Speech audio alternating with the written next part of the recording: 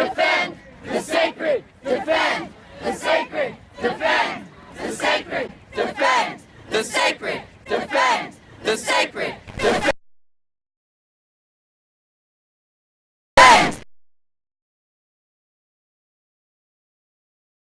Got active in the Palestinian Solidarity movement.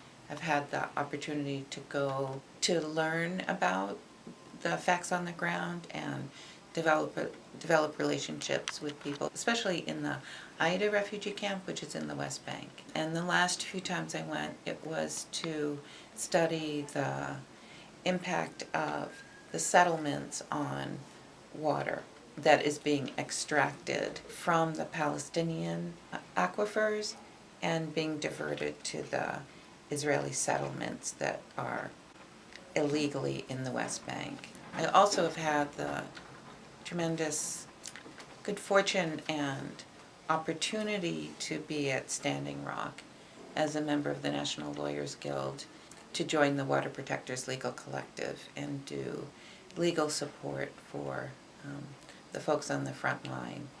The parallels that I see are a settler colonial power. Mm-hmm. In one case, it was the European settlers, Zionists, and the U.S. settlers here that had such contempt for the indigenous people and only saw the land as to be plundered and to penalize the indigenous people. The refugee camps that the Palestinians are held in the West Bank, when they were driven out of in 1948, are very similar to the reservations in the U.S. and the push to constantly extract the resources. Mm-hmm. In Palestine, it's both land, but it's also the water, and here it's the resources, the minerals and the water and the oil that are in the land.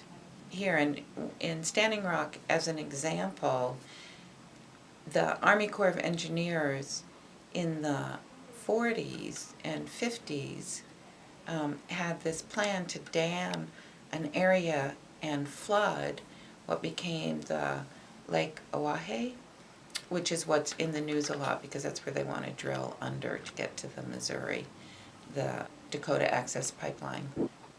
The Army Corps of Engineers flooded the prime land that was the richest farmland and also where the settlement of Standing Rock was, and pushed them further down.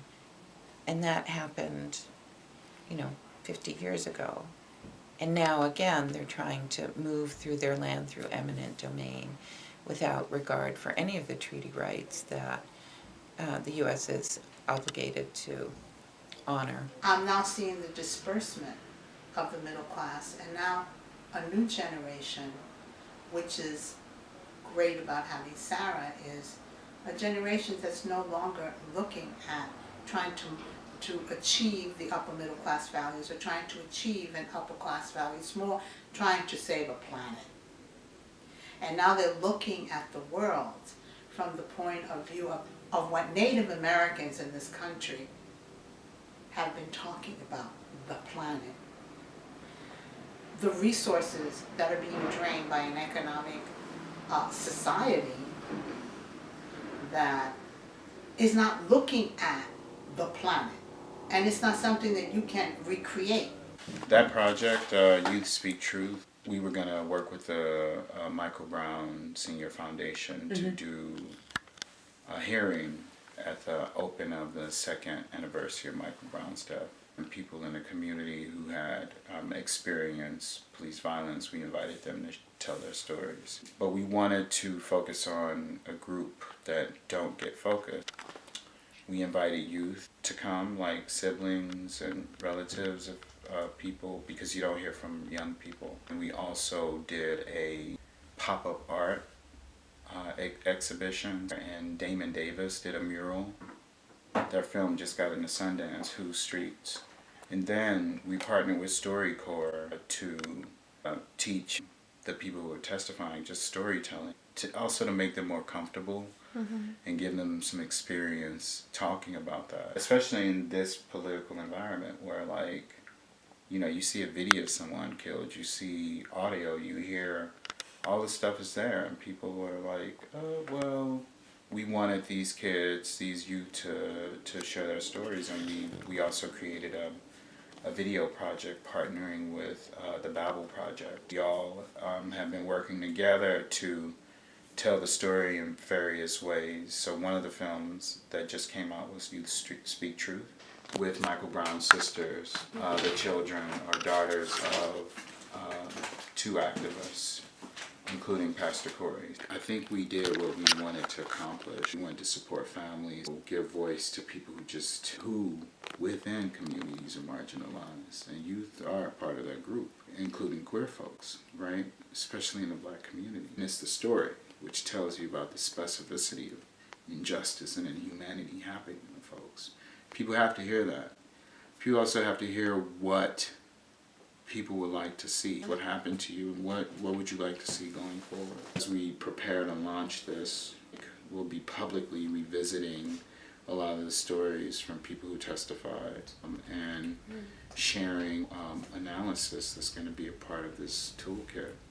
There are people who just aren't going to believe or care about anybody else besides them and their family, and want everything around them to look like them. But we are going to reach people who are confused, people who want to learn something, people who want to hear another narrative. Like, we're looking to reach out to those. We know solidarity is important, but we know we won't get free until there's reconciliation in our own community, inside of it. A lot of people, like, were very critical that we didn't talk about what people name Black on Black crime, but that's racialized violence, right? What do communities do when they're stuck with each other, when they can't, they're policed in a certain kind of way? Part of it is to turn on each other. And I went through that whole struggle of mobilizing in the United States, in New York City, with the whole group of the student movement organizations, the Young Lords organization, the Brown Berets organization, the Black Panthers organization, the Rainbow Coalition organization. And it was the first time I experienced that, where we came together. But of course, at that time, there was a lot of, we were first generation to come together, and we were not as educated. We didn't have families that had mobilized and knew how to deal with grassroots. Most of the men that I knew were either coming out of Vietnam and coming into New York City or other parts of the United States, and were being discriminated against, because most of the ones that struggled or were sent to fight wars were the minorities. So they came back, not treated very well, to societies that still there was segregation. And when we talk about, segregation, we never talk about that this was happening in Texas to brown people, in Puerto Rico also. We were still struggling between, what color you were. It was more of an economic, social, whatever. It was totally different. Here it was like black and white. But we hid the story of brown people. Michael Clark, Kimani Burke, Jonathan Farrell, Freddie Boyd, Miriam Kerr, Reynaldo Cuevas, Robert Dillon, Cedric Chapman, Jonathan Farrell, Mario Woods, Betty Jones, Quintonio Aguirre. Michael Brown was killed. I was a visiting professor at Bucknell, and I was at home right before school was about to start, and I ended up going out into the streets to protest, and some colleagues reached out to me after loads and loads of conversation and convening with community members and talking about what should be next.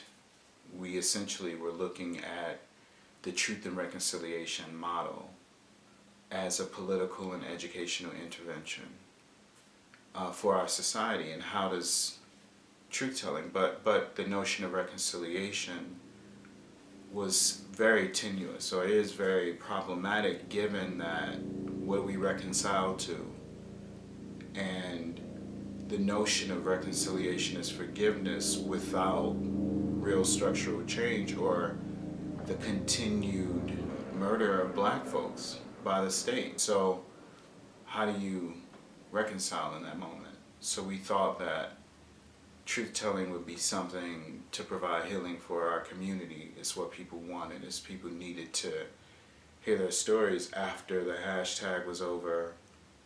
They needed to know that their child's life mattered. And people wanted to tell their own stories, because there's this narrative about Ferguson, be it the criminal justice narrative, be it the media, be it, the right wing. So how do people who've lost their families essentially experience it? In the current struggle now with Trump, the ascendance of Trump and the outright fascists he's appointing, while we definitely need to do what we can to fight against them, it's important to stay rooted in our own power, which is a creative force, not just one fighting against, but actually fighting for. And the struggle for liberation is a beautiful struggle, and very fortunate to be part of that global community. Tamir Rice. Presente! Eric Garner. Presente! Ayanna Stanley Jones. Presente! Tarika Wilson. Presente! Sharice Francis. Presente! Rakia Boyd. Presente! Chantel Davis. Presente! Deborah Trujillo. Presente! Nicholas Hayward. Presente! Freddie Gray. Presente! Akai Gurley. Presente! Jonathan Farrell. Presente! Maya Hall. Presente! Jesse Hernandez.